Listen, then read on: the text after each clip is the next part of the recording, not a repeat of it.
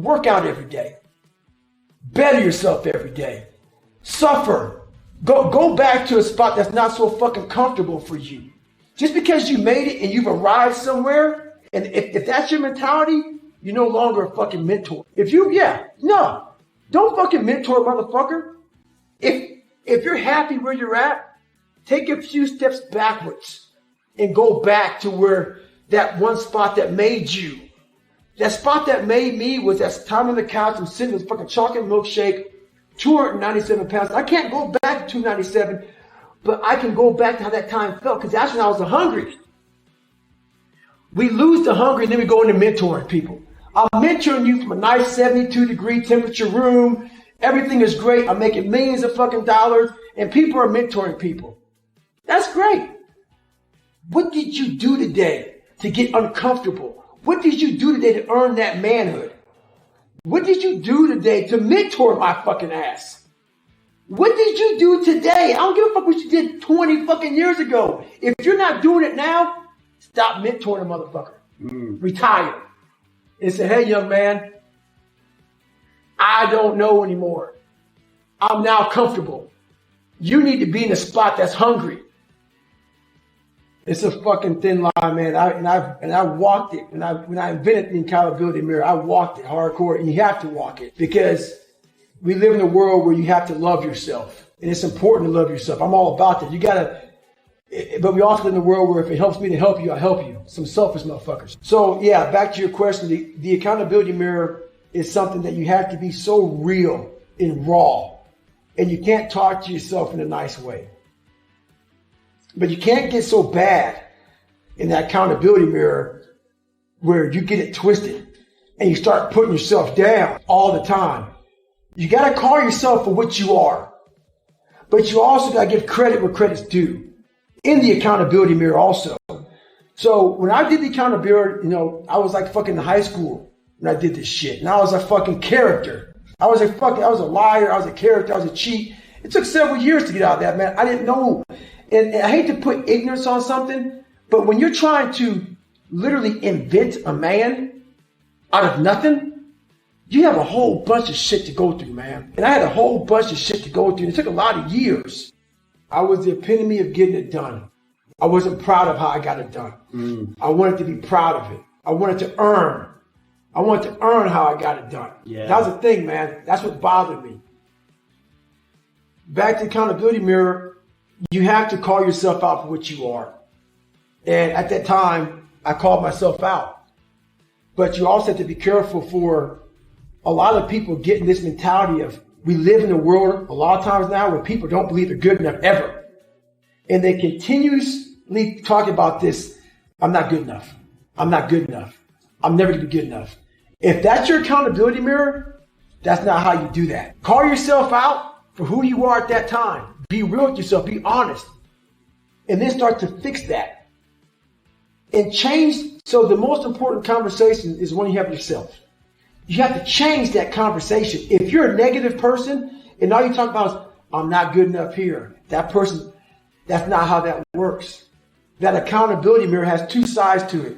You call yourself out and you also start to have these small victories. The small victories, don't have this big grandiose, like, I want to be a Navy SEAL. Trust me, man, don't do what I did. I had very limited time to do what I did. So my accountability mirror became huge and grandiose. It's too much for the brain to comprehend. The brain can comprehend if I had to lose 106 pounds in less than 3 months, which I did, that's too much.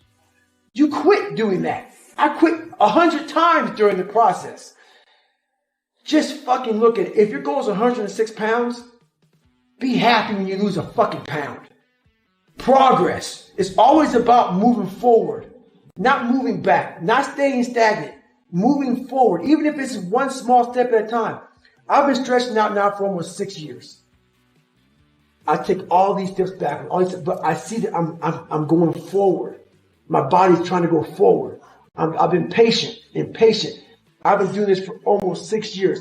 I'm about to go back to Badwater 135. It's been since 2014 when I had to drop out for health issues. Could never get back to the start line. And guess what? Haven't shared this either. I went from running 205 miles in 39 hours to not being able to get out of bed. When I dropped out of bad water, a few months later, I'm in my bed, not able to get out of my bed. The doctors couldn't figure anything out with me. Nothing. I sat in the bed and I smiled. I didn't even listen to the book. And I went through it all. And I said to myself, I'm going to win bad water. I couldn't even fucking walk. I couldn't get out of bed. 2014. And my mentality is, I'm going to win fucking bad water one day. And I swear to God, that's exactly what I thought. Versus laying in that fucking bed, thinking this is it. And I thought this was it. I thought that. How do you fucking get this sick, man? How the fuck is my body's shutting down? I'm all fucked up. What's going on? I've had 2 heart surgeries. What is wrong with my health? And I sat back after I calmed down. And I stepped back and I smiled. I'm in the bed. I said, you know what? This is it. You can win bad water one day, brother. Championship caliber people understand how to create momentum. They understand how to pull themselves out of the mud, out of the shit, and move themselves forward when they don't feel like it. They understand that creating momentum is very simply being able to force yourself through some things that you don't want to do for a few days in a row. Sometimes it might be 2 or 3. Sometimes it might be 14 or 15 or 16 days. But once you get through that period of time, you have now cultivated a tremendous amount of momentum. And championship caliber people understand how to do this. They understand how to exercise their discipline to make sure that they force themselves through the first gauntlet, so to speak, that they're going to have to get their lives in motion. And so this is something that they all understand. And all the people on that level get it. Okay. They know how to take themselves from 0 or even negative momentum and literally creep their way and force positive momentum. Now, if you completed 75 hard, you understand what I'm talking about. One of the biggest lessons of the Live Hard program is that you understand that after a certain amount of days that you've created the momentum. The momentum didn't just come from the sky and land on you and bless you with all this great feeling. That's not what happens. What happens is we create it through our actions. They learn what to do when they get stuck in the mud.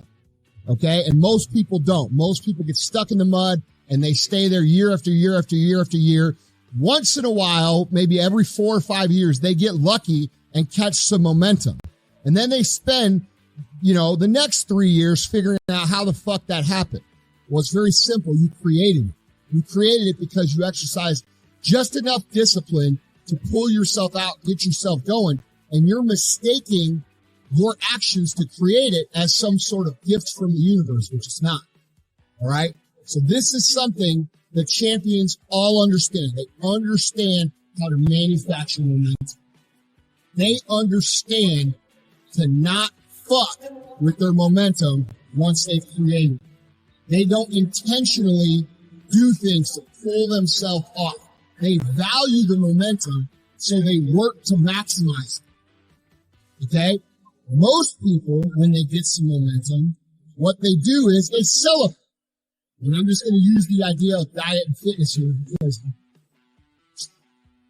what they do is they go X amount, 6 days in a row or 5 days in a row, and they say, well, I need a reward. Motherfucker, you're making most fundamental mistake ever be made in your life. You are killing your own momentum. You just worked 6 days to get your shit together, and now you're going to go out and jump right back into that life that you left 6 days ago. It was making you miserable, which made you take action anyway. It makes no logical sense if you think of it. And champions think about this on a large scale, okay? It is the number one mistake that most people make is have momentum. They sabotage it by thinking they need to reward themselves. Listen, motherfuckers, these people that live like you don't live, people who aren't paying the price like you know you need to pay it, that's not the normal life. That's not what's going to bring you fulfillment. That's not what's going to bring you happiness. It hasn't so far, so why do you think it's going to? Why do you keep jumping back in the old fucking pond that's covered with moss and shit when you just discover this clear blue sea that you get to swim in every motherfucking day.